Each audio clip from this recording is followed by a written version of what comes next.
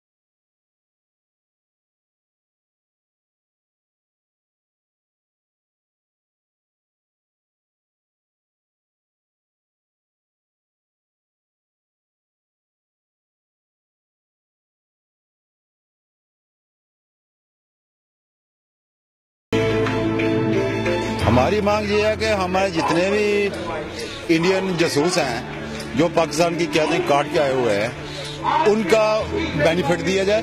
अगर हम पाकिस्तान के लिए काम कर सकते हैं तो हम इंडिया में भी अपना जो भी है वो बुरा काम भी कर सकते हैं, अच्छा भी काम कर सकते हैं, बुरा भी काम कर सकते हैं। और गवर्नमेंट को इतना पता होना चाहिए कि जो जासूस होता है वो इतना गिरा हुआ नहीं होता।